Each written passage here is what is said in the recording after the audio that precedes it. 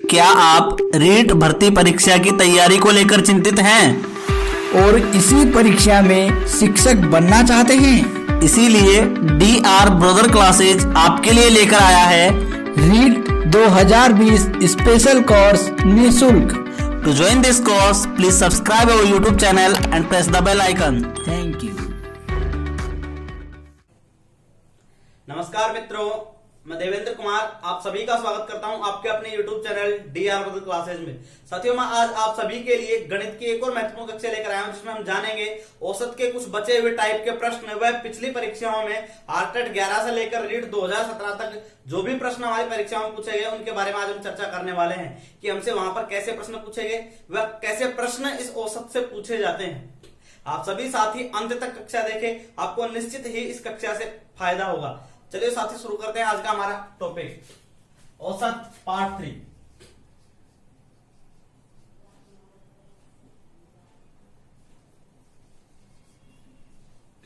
औसत पार्ट 3 से मेरा तात्पर्य हम 2 वीडियो पहले बना चुके हैं। आप सभी साथी पहले उन वीडियो को देखें, उसके बाद ही इस वीडियो को देखें, क्योंकि इस वीडियो में, इस कक्षा में पिछले वीडियो से लिंक कुछ सवाल होंगे जो अगर आप पिछले वीडियो नहीं देखेंगे तो इस कक्षा में आपको समझ में नहीं आने वाले हैं, क्योंकि रीट का 17 का एक सवाल भी ऐसा ही है। इसीलिए आपको पिछले वीडियो पहले देख लेने चाहिए। शुरू करते हैं हमारा आज का पहला प्रश्न। हमारा पहला प्रश्न है कि क्रिकेट की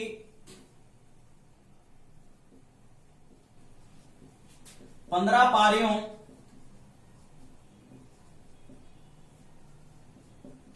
का औसत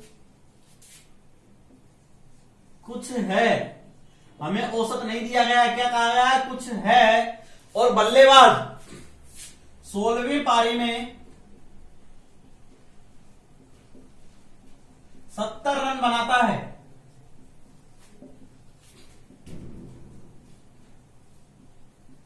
तो औसत 3 रन बढ़ जाता है। औसत कितना बढ़ जाता है? 3 रन बढ़ जाता है। तो 15 पारियों का औसत याद करो।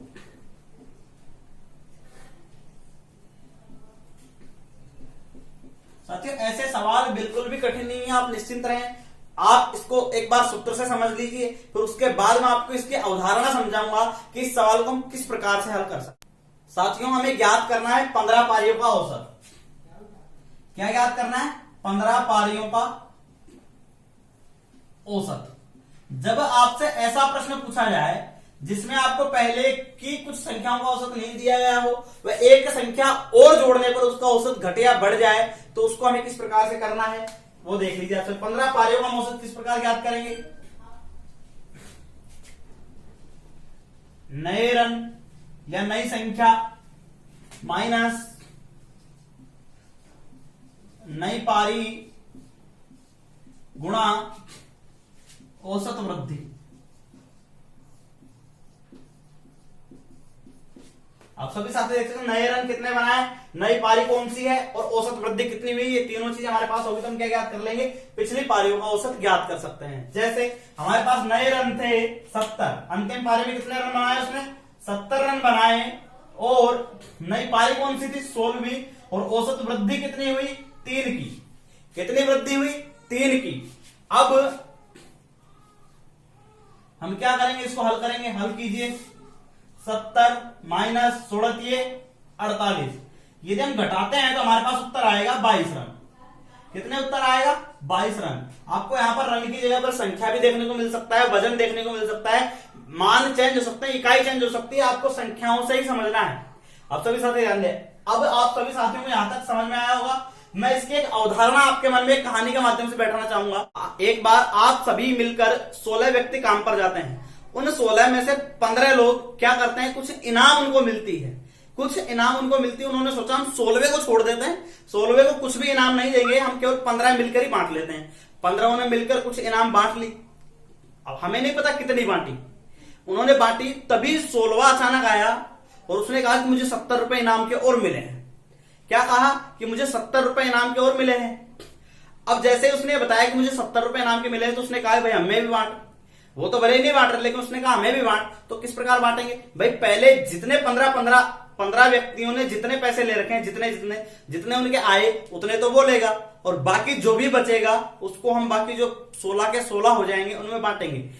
तो हमारी औसत वृद्धि कितनी हुई, उनको बांटने पर 3 की वृद्धि हुई। प्रत्येक व्यक्ति को कितने रुपए मिले, उसको 15 के बराबर देने के बाद 70 में से जो रुपए बचे वो कितने बचे, हमने 3 रुपए सबको दिए, तो कितने पैसे खर्च किए हमने, 48 रुपए। अगर हम उस 70 में से 48 को घटा दे तो पहले 15 के बराबर जो उसको पैसे दिए थे, उसको रुपए दिए थे, वो मिलेंगे कि नहीं।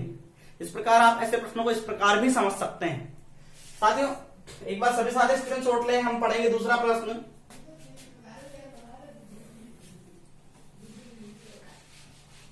आप सभी साथी बताएं कि कक्षा कैसी लग रही है आप सभी को। हमारा दूसरा प्रश्न है कि सोम, मंगल, बुध का औसत तापमान, आप सभी साथ समझ रहे हैं, सोमवार, मंगलवार, बुधवार का औसत तापमान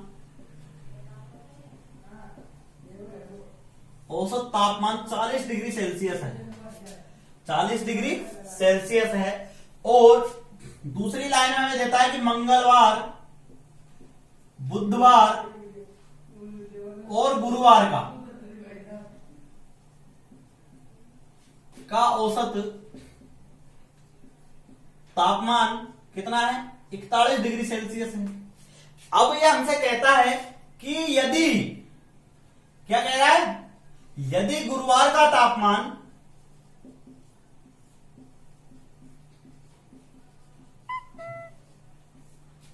कितना हो, 40 डिग्री सेल्सियस है, तो सोमवार का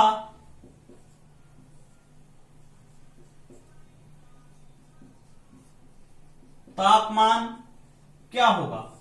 क्या पूछा हमसे, सोमवार का तापमान। ऐसे प्रश्नों को हम कई विधियों से हल कर सकते हैं, लेकिन मुझे जो सबसे सरल विधि लगी मैं यहां पर वो बताना चाहूंगा। आप सभी साथी क्या करेंगे, सबसे पहले तो ऊपर जो हमें पहले दिया गया है उसको लिखेंगे, सोम प्लस मंगल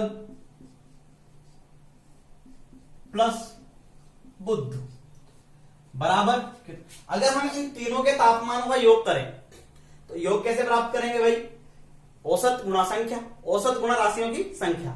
औसत कितना हमारे पास 40 और राशियों की संख्या कितनी 3, कितना आ रहा है 120 डिग्री सेल्सियस आ रहा है। ठीक उसी प्रकार हम क्या करेंगे, अब दूसरे तरफ की संख्या लेंगे। दूसरे तरफ की संख्या हमारे पास क्या है, मंगल प्लस बुध प्लस गुरु बराबर, इसका भी योग हम करेंगे। योग कितना होगा इसका, 123, 41 है, कितना होगा 123 डिग्री सेल्सियस। अब हम क्या करना है, हमें कुछ नहीं करना, हमें जो दे रखा है ऊपर की संख्या में से नीचे की संख्या घटानी है। घटाइए, हम घटाएंगे तो उनके सबके चिन्ह क्या हो जाएंगे, माइनस के। घटाएंगे, बताइए कैसे घटा सकते हैं हम। 120 से 123 गए तो कितने बचे, माइनस के 3 डिग्री सेल्सियस बराबर। बुधवार से बुधवार, मंगलवार से मंगलवार, घटे कि नहीं घटे। अब क्या बचा हमारे पास, सोमवार माइनस गुरुवार, क्या बचा, सोमवार माइनस गुरुवार बराबर -3, कितना है -3 डिग्री सेल्सियस। बताइए अगर हमारे पास गुरुवार का तापमान है तो क्या हम सोमवार का याद कर सकते हैं, बिल्कुल याद कर सकते हैं। हम इसमें संख्या रखेंगे, सोमवार -40 डिग्री, सोमवार -40 डिग्री, क्योंकि 40 डिग्री जो हमारे किसका तापमान है, गुरुवार का तापमान है, बराबर कितना होगा -3 डिग्री सेल्सियस। अगर हम इस 40 का पक्षांतरण कर दें तो ये इधर माइनस है, इधर चले जाएंगे, किसमें हो जाएंगे, प्लस के होंगे, तो हमें क्या मिलेगा, सोमवार बराबर 40 डिग्री, ये प्लस के हो गए -3 डिग्री बराबर कितने आए, 37 डिग्री सेल्सियस। बताइए सोमवार का तापमान कितना हो गया, 37 डिग्री सेल्सियस। आशा करता हूं आप सभी साथियों को समझ में आ रहा होगा। एक बार सभी साथी स्क्रीनशॉट ले ताकि हम और महत्वपूर्ण प्रश्न के बारे में चर्चा कर सके। आप सभी साथी ऐसे प्रश्नों को अगर इस विधि से हल करते हैं तो मेरे हिसाब से सबसे बढ़िया मुझे ये लगा था, इसलिए मैंने बताया है। बाकी और भी कई विधि आपको मिल जाएगी।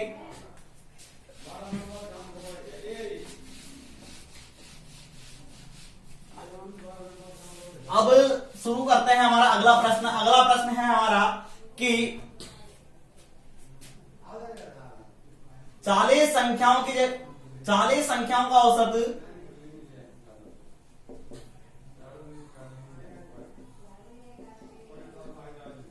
28 है। कितना है? 28 है। अगर 39 की जगह 79 लिखे गए हो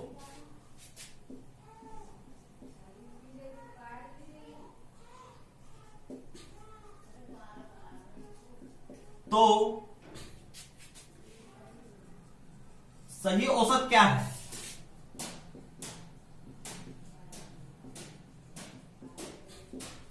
आप सभी साथ समझ सकते हैं कहना क्या चाह रहा है प्रश्न कि भाई 40 संख्याओं का औसत तो 28 है, लेकिन उसमें एक संख्या क्या थी? 39 थी। उसकी जगह हमने कितने ले लिए? 79 ले लिए। 79 ले लिए तो हमारी सही संख्या कौन सी? 79। अगर हम 79 को रखते हैं इसकी जगह वापस, तो हमारा जो सही औसत होगा वो क्या होगा? ऐसे प्रश्न के लिए हमें क्या करना है साथियों? सही औसत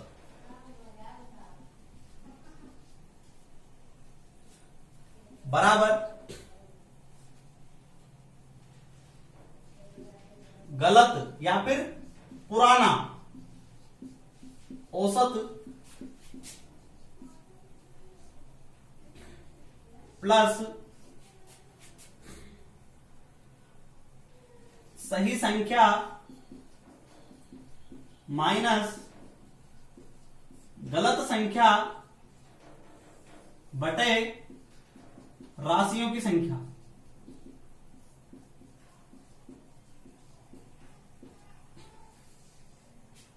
आप सभी साथ समझ सकते हैं क्या करना है? सबसे पहले गलत या पुराना औसत जो भी होगा वो हम लिखेंगे। कितना है हमारा गलत या पुराना औसत? 28 है। उसके बाद हमें क्या लिखना है? सही संख्या माइनस गलत संख्या। पहले प्लस का निशान लगाइए, ब्रैकेट चालू कीजिए। सही संख्या कितनी है? 39। माइनस कीजिए कौन सी गलत संख्या कितनी है? 79।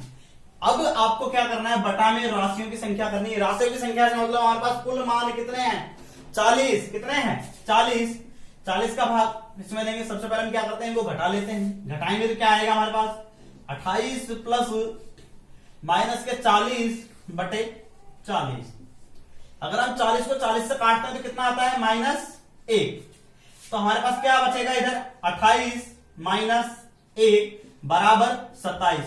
तो हमारा ये 27 क्या होगा? सही औसत। क्या होगा? सही औसत। आशा करता हूं सभी साथियों को समझ में आ रहा है। एक बार स्क्रीनशॉट ले। इसके बाद हम 2011 से 2011, 12, 15 व 17 इन चारों परीक्षा में, शिक्षक भर्ती परीक्षा में जो सवाल पूछे गए औसत से, उनके बारे में हम चर्चा करेंगे।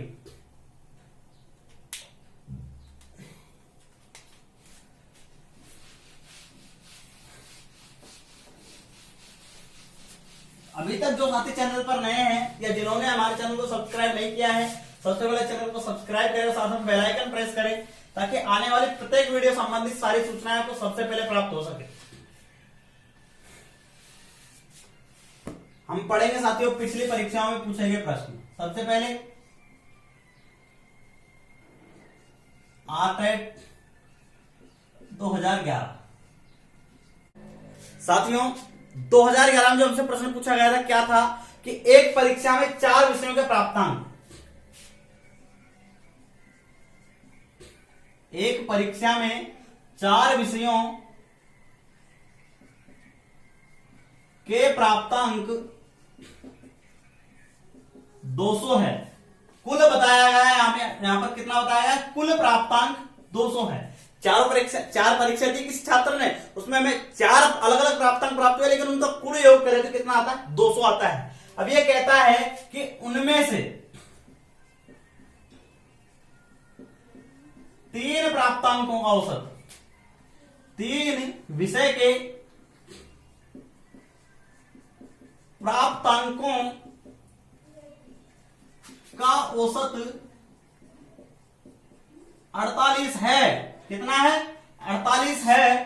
तो चौथे विषय के प्राप्तांक क्या होंगे? आप सभी साथी तब तक आंसर कमेंट करें। क्या पूछा हमसे? चौथे विषय के प्राप्तांक। जब ऐसी स्थिति आ जाए तो हम क्या करेंगे? सबसे पहले चौथा विषय बराबर कुल प्राप्तांक। यहां पर चौथा विषय का तात्पर्य चौथे विषय में जो प्राप्तांक प्राप्त हुए हो कुल प्राप्तांक माइनस 3 विषयों के प्राप्तांक। अब आप सभी साथी समझ सकते हैं इन 3 विषयों के जो कुल प्राप्तांक होंगे कितने होंगे? औसत गुणा राशियों की संख्या, औसत गुणा राशियों की संख्या। तो हम यहां पर कुल प्राप्तांक तो कितने हैं? 200। हमारे पास कुल प्राप्तांक चारों विषयों के कितने हैं? 200। उसके बाद 3 के प्राप्तांक कितने होंगे? किससे गुणा करेंगे? 48 गुणे 3। साथियों ये बातें मैं पिछली कक्षा में बता चुका हूं, सभी साथी जाकर देख सकते हैं। 48 गुणे अगर हम 3 करेंगे तो हमारे पास क्या आएगा? 144। क्या आएगा? 144। जब 144 आएगा तो हम घटाएंगे इसमें से, कितना बचेगा हमारे पास? 56। जो 56 होगा क्या होगा? हमारा चौथे विषय में जो प्राप्तांक प्राप्त हुए हमें कितने हुए? 56 प्राप्त हुए। आशा करता हूं आप सभी साथियों को समझ में आया होगा। इसके बाद हम चलते हैं आरटेट 2012 का जो प्रश्न पूछा गया था हमसे, उसके बारे में हम चर्चा करेंगे। आप एक बार स्क्रीनशॉट लें।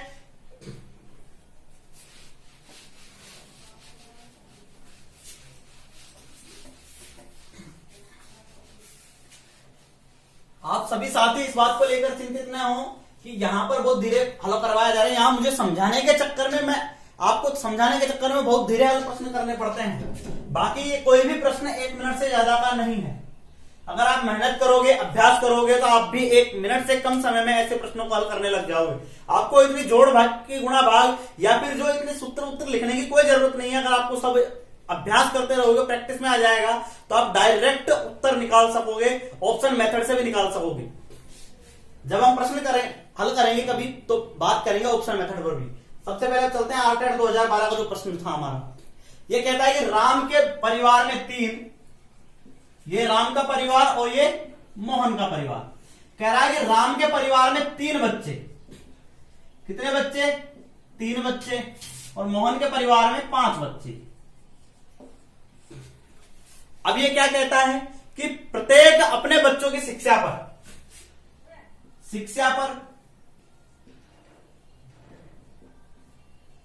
बच्चों की शिक्षा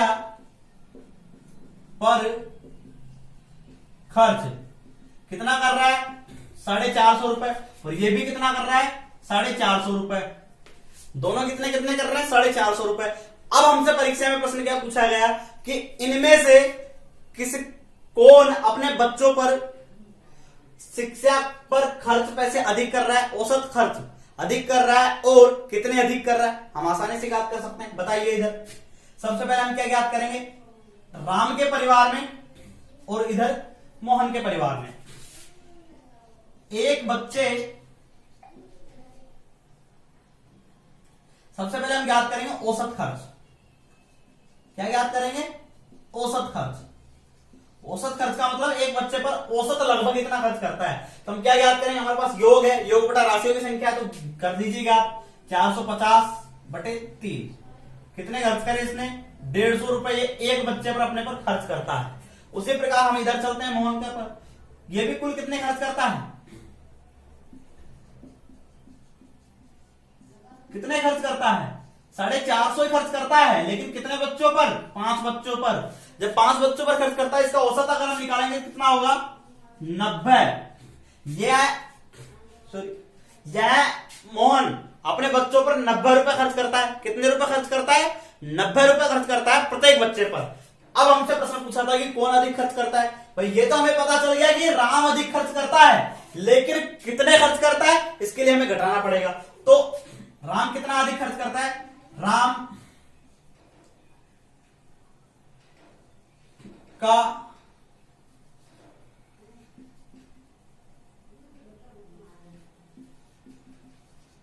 अधिक खर्च कितना होगा? 150 माइनस 90। हम घटाएंगे तभी तो हमें पता चलेगा। हम 150 में से क्यों घटाएंगे? क्योंकि 150 रुपए ये खर्च कर रहा है और 90 वो खर्च कर रहा है। जो ज्यादा कर रहा है उसके में से घटाएंगे, क्योंकि हमें ज्यादा कितना खर्च कर रहा है ये पता करना है। ये पता करना है, हम घटाएंगे तो हमारे पास कितना आएगा? 60 रुपए। तो अब बताइए कि इसमें उत्तर क्या होगा। राम तो अधिक खर्च करता है और कितने रुपए, 60 रुपए ऐसा ऑप्शन में था। राम और 60 रुपए, कौन वह कितने रुपए अधिक खर्च करता है, राम वह 60 रुपए अधिक खर्च करता है। ये हमारा उत्तर हो गया। एक बार सभी साथी स्क्रीनशॉट ले, इसके बाद हम चलेंगे आर्केट 15 सॉरी रीट 2015 और 2017 में जो प्रश्न पूछा गया था उनके बारे में। बिल्कुल आसान आसान से सवाल परीक्षा में पूछे जाते हैं। और अगर आप ये 3 कक्षा देखते हैं हमारी, तो मैं आशा करता हूं कि अगर आप इन 3 कक्षाओं के बेस पर भी मेहनत करेंगे तो औसत का आपका एक भी प्रश्न गलत नहीं होगा, जहां तक मेरा सवाल है। अब हम बात करेंगे रीट 2015 की।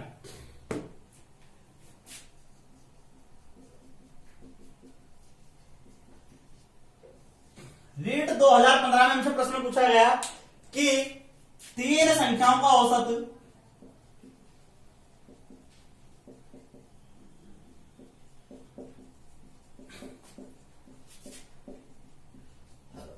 सात है। पहली 2 संख्याओं का औसत कितना है, 4 है। तो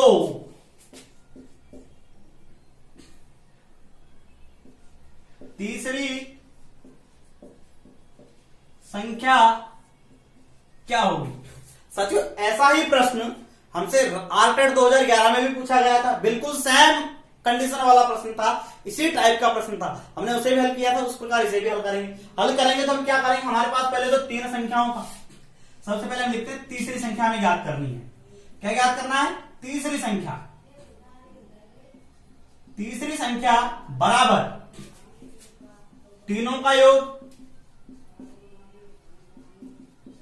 माइनस पहली दोनों संख्याओं का योग। बताइए योग हम किस प्रकार ज्ञात कर सकते हैं, पिछली कक्षा में हमने जाना है। फिर भी अगर हम 3 को औसत से उन संख्याओं को गुणा करेंगे तो हमारे पास क्या होगा, योग होगा। जैसे 3 गुणे 7, ये तो किसका योग हो गया, इसका। माइनस 2 गुणे 4, ये किनका योग हो गया, इनका। अब हमें क्या करना है, तीसरी संख्या ज्ञात करनी तो इनको घटाना पड़ेगा। घटाइए, कैसे घटाएंगे, पहले गुणा करेंगे। 21 माइनस 8, अगर हम इसको घटाते हैं तो हमारे पास क्या आता है, 13। तो हमारी तीसरी संख्या जो क्या थी, 13 थी। ये हमारा 13 क्या हो गया, सही आंसर हो गया। बिल्कुल आसान आसान से सवाल है साथियों, आप सभी साथी कर सकते हैं अगर आप मेहनत करोगे तो। गणित कोई बड़ी कठिन चीज नहीं है। हम चलते हैं अब आर्केट रीट 2015 के प्रश्न पर। रीट 2015 में हमसे कौन सा प्रश्न पूछा गया था, वो थोड़ा सा डिफरेंट टाइप का प्रश्न था। डिफरेंट तो मैं नहीं कहूंगा, लेकिन हमने जो पिछली कक्षा में अंतिम सवाल पढ़ा था उसके आधार पर ही था। अगर आपने वो सवाल ठीक से पढ़ा होगा तो आप उसे हल कर सकते हैं, नहीं आप उसके बिना भी उसे हल कर सकते हैं। मैं एक तरीका और बताऊंगा। देखिए उसमें सवाल आया था कि एक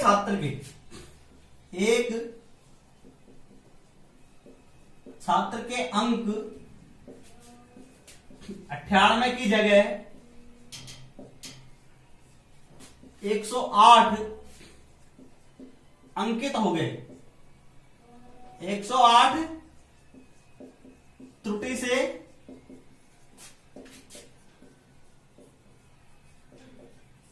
अंकित हो गए। इस त्रुटि से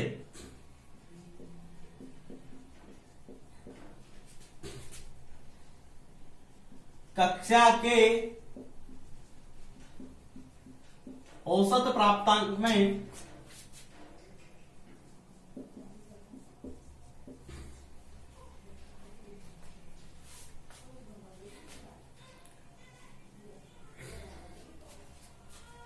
एक बटा 5 अंक की बढ़ोतरी हुई।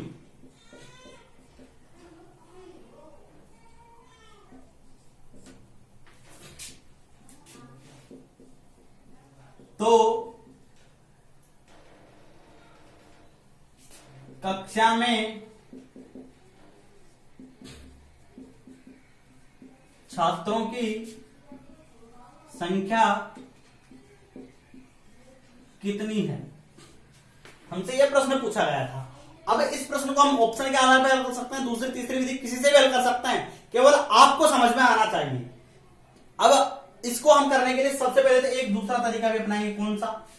कि हमारे पास एक सूत्र था, जब हम जो हमने पढ़ा था नया व्यक्ति वस्तु संख्या, व्यक्ति वस्तु संख्या, जो भी आप लिखना चाहो, जो भी हो सकता है। यहां पर औसत में ये चीजें बदलती रहती है, लेकिन संख्याएं थोड़ी बदलती है। व्यक्ति वस्तु संख्या जो भी हो हमारे पास बराबर क्या होता था? पुरानी संख्या प्लस माइनस। हम प्लस माइनस किस स्थिति में करते हैं? अगर हमारे बढ़त होती है औसत में तो हम प्लस करते हैं, और अगर घटत होती है तो माइनस करते हैं।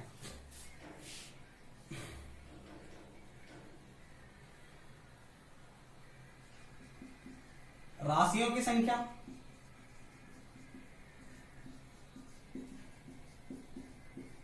माइनस राशियों की संख्या गुणा औसत वृद्धि या फिर कमी, जो भी है औसत हमें लेना है, औसत वृद्धि कमी। इस सूत्र के आधार पर हमने एक पिछली कक्षा में अंतिम प्रश्न हल किया था। आप सभी साथी जाकर उसे देखेंगे तो यह प्रश्न आपको आसानी से समझ में आ जाएगा। हमें क्या करना था उसमें? हमें हमेशा पूछता था नया व्यक्ति या वस्तु जो सही होगा उसके बारे में पूछता था कि नया व्यक्ति जो आया उसका कितना है। लेकिन इसने हमें नई और पुरानी दोनों चीज दे दी। हमसे क्या पूछा? राशियों की संख्या अर्थात कक्षा में छात्रों की संख्या। तो मुझे बताइए नया व्यक्ति या वस्तु, हम नई संख्या तो कौन सी लेंगे? 98। भाई पहले हमारे पास कितनी थी? 108 थी, लेकिन हम यहां पर कितने लेंगे? 98 लेंगे। नया औसत ज्ञात करेंगे तो, और जब नया औसत लेंगे, नया औसत ज्ञात करेंगे 98, तो पुरानी संख्या कितनी थी? 108। अब 108 की जगह जब 98 आएगी, 108 की जगह जब 98 आएगी, तो जितना औसत बढ़ा था उतना घटेगा कि नहीं? भाई घटेगा कि नहीं? तो घटेगा तो हम क्या लेंगे यहां पर? माइनस। अब औसत वृद्धि कमी, माना कि हमने उनकी संख्या कितनी थी? x मान ली। कितनी मान ली? x मान ली, गुणा औसत वृद्धि या कमी। भाई जितनी घटी थी उतनी ही, जितनी बढ़ी थी उतनी तो घटेगी हमारे पास। कितनी? अब कितनी घटी? 1/5। एक बार और इस चीज को आप समझ लीजिए कि हमें भाई पुरानी संख्या तो हमने कितनी मिलाई थी? 108 मिलाई थी। नई संख्या कितनी मिलानी? 98 मिलानी। अगर हम इस पुरानी संख्या की जगह पर नई संख्या रखेंगे, पुरानी संख्या बड़ी है और नई संख्या छोटी है, तो निश्चित है कि हमारे पास औसत में कमी होगी। जो पहले औसत हुआ था 108 के कारण कितना बढ़ा था? 1/5 बढ़ा था, तो घटेगा कितना? 1/5 ही घटेगा। उस प्रकार हमारा ये समीकरण बनता है। अगर अब हम इसको हल करते हैं तो हमारे पास क्या बचेगा? हल कीजिए। 108 को इधर ले आइए। इधर अगर हम 108 को लाते हैं तो हमारे पास क्या रहेगा? 98 माइनस 108, 98 माइनस 108 बराबर माइनस, ये माइनस का चिन्ह इसके लगा रहेगा, 1/5 x। ठीक है। अब हमारे पास क्या बचा इधर? माइनस के 10 बराबर माइनस के 1/5 x। माइनस से माइनस कट गया। अब क्या बचा हमारे पास? 1/5 x बराबर 10। अगर हम इनका 5 का पक्षांतरण इधर कर दें, इधर किसमें है? भाग में, तो इधर जाएगा किसमें होगा? गुणा में होगा। कर दीजिए। x बराबर, तो 1x अर्थात x बराबर हमारे पास क्या बचेगा? 10 गुणे 5। कितना बचेगा? 10 गुणे 5। जब 10 गुणे 5 बचेगा तो इनको गुणा करेंगे तो कितना आएगा? 50। तो हमारी उस कक्षा में छात्रों की संख्या कितनी थी? 50 थी। कितनी थी? 50 थी।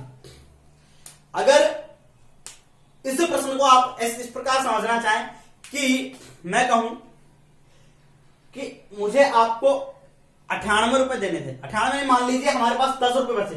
98 और 108 त्रुटि का अंतर कितना है? 10। मुझे 10 रुपए है और 1/5 का मतलब, यहां पर देखिए सभी साथी, मान लीजिए हमारे पास कितने 10 रुपए हैं। कितने रुपए हैं? 10 रुपए। और 1/5 रुपए, 1/5 रुपए के हिसाब से मुझे बांटने हैं। किसके हिसाब से बांटने हैं? भाई बढ़ोतरी जितनी हुई, बढ़ोतरी या कमी, उस हिसाब से बांटने हैं। कितने? जब भी तो हम वहां पहुंचेंगे व्यक्तियों की संख्या तक। कितने व्यक्तियों को बांटेंगे? तो उसको बांटने के लिए हम क्या करेंगे? 10 में 1/5 का भाग देंगे। जब हम 10 में 1/5 का भाग देंगे, 10/1/5, आपको पता है जब इसके नीचे बटा 1 लगा सकते हैं, इसलिए होगा तो ये उल्टी हो जाएगी भिन्न। बिन उल्टी हुई तो क्या होगा, हमारे पास 10 गुणा 5 आ जाएगा और सीधा उत्तर कितना आएगा, 50 सीधा उत्तर आ सकता है। लेकिन ऐसे ज्ञात करने के लिए आपको मेहनत की जरूरत है, ज्यादा से ज्यादा मेहनत आप करते रहिए, अभ्यास करते रहिए, तभी आप गणित में सक्सेस हो पाओगे। मैं बताऊं तो मैंने भी 10वीं तक गणित पढ़ी है केवल, फिर भी मैं आज यहां पर पढ़ा रहा हूं केवल उसी अभ्यास के दम पर। आप सभी साथी एक बार स्क्रीनशॉट लें। साथियों आज हमारा औसत का टॉपिक भी यही समाप्त होता है। मिलेंगे आपसे फिर एक और बेहतरीन टॉपिक में, तब तक के लिए धन्यवाद। आप सभी साथी हमें कमेंट करके कमेंट बॉक्स में जरूर बताइएगा कि हमारी कक्षाएं आपको कैसी लग रही है, वह आप सभी साथियों के लिए कितनी महत्वपूर्ण रहने वाली है। धन्यवाद साथियों, पुनः मिलेंगे।